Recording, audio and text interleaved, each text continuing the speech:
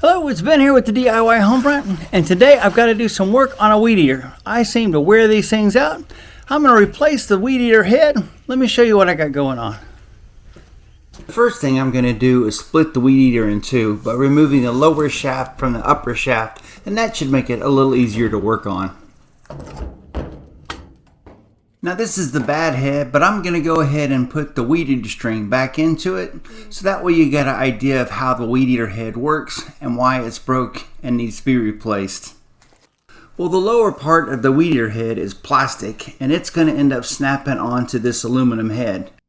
And you can see there's 3 tabs. Well, those 3 tabs will line up to these 3 spots on the weed eater head. 1, 2, and 3. It's missing one. I've actually wore the aluminum down. And here you can see on this new piece how thick the aluminum would be and how worn down the old weed eater head is. It's the sandy soil that I have and how hard and aggressive I use this weed eater. Well, I'm curious. Leave me a comment and tell me if I should own a vise. Well, the first impossible task is trying to get the old weed eater head off of the shaft. This is an aftermarket weed eater head, and I'm going to be replacing it with another one just like it. And the reason why the bolt is so hard to take off is because it's threaded in such a way that when the weed eater's on, it's tightening the bolt every time the shaft spins. Where there's a hole in the spindle shaft and a notch in the side of the weed eater housing, and if you put something in there, it should keep the spindle shaft from spinning. But like I said, that nut's going to be awful hard to get off of that shaft. All I did was I just broke some of the aluminum housing. Well, this is another one of those times I think I really need a vise, because channel lock pliers aren't getting the job done either. Well, this is a small impact driver, probably meant more for putting in screws. And I have gone and got the big guns out, and now I've got my impact driver I use to take the tires on and off of the car.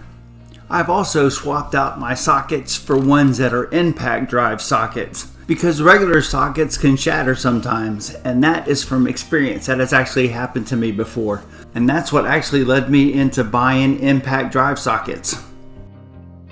You know, it's sort of ironic. You see these manufacturer videos and all they do is they just go brrr and, you know, things come apart. But in real life, nuts and bolts just don't like each other, and you are going to struggle trying to get some of these parts apart. Well, fortunately, that is the hard part. Getting it all back together is easy. So let's take a look at this old weed eater head one more time, compare it to the new metal one. Well, you really can't see how worn down it is.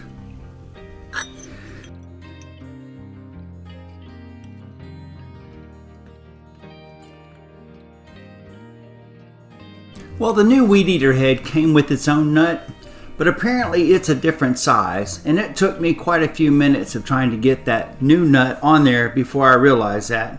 But once I did, I compared the two, put the old nut on, and I had this head attached to the weed eater shaft. These guides fit in there. Well, originally this weed eater came with one of those heads that you end up bumping on the ground, and it's supposed to feed out more trimmer line. But I never have been able to get those things to work right, and they take a lot of effort to try to get the weed eater string back on them and back together. And I don't know when, but it's been years and years ago. I bought one of these replacement heads that you end up taking a little piece of the weed eater string and feed it into the weed eater head. And even though it's a lot of work, you know, you have to stop and do that. I find it easier and more effective for me than having one of those ones you have to tap on the ground. Most people would be impressed if they wore one of these out in their lifetime. And I have probably gone through 5 or 6 of these in my lifetime. How about them apples? Well, I just about had this video wrapped up, and I felt it was missing some information, some of my thoughts. So as a DIYer, I'm going to give you my thoughts, and here they are. I seem to go through the engine and that upper shaft a lot quicker than I go through the lower shaft on my weed eaters. This one is brand new and never been used, and I took the end of it off, and I believe that's where this one went to. But you can see how small that trimmer line is. When you're doing field fence and you're going up against the fence, it likes to hit the fence and get all curled up. And I spend so much time trying to re-spool these, I just don't like them. And here's one that I used for a while. I don't know how many years I've had this one. And like I said, I really don't like these, but I hang on to it because, well, if I ever tear something up, I've got a spare shaft. Now here's the one we were working on, and I know I chipped and broke a lot of that housing off, and it's possible dirt could get in there and ruin it.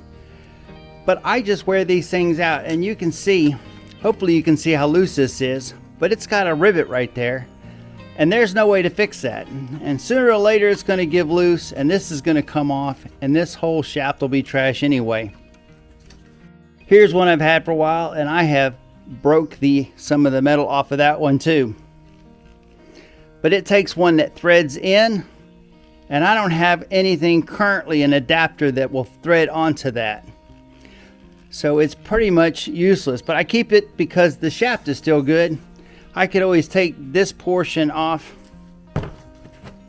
and put this portion on and keep using it. Now, I don't know if it's obvious in there. Do you see the nut? I managed to get this off of one of my weed eaters, but I can't seem to separate the top portion from the lower portion. Like I said, I really think I'm going to need a vise. If I could just get a hold of this and hold it, I might be able to turn it off. But it is tightened onto this lower part so hard, and I've got to be able to get to that nut. But anyway, look how thick the line is in there.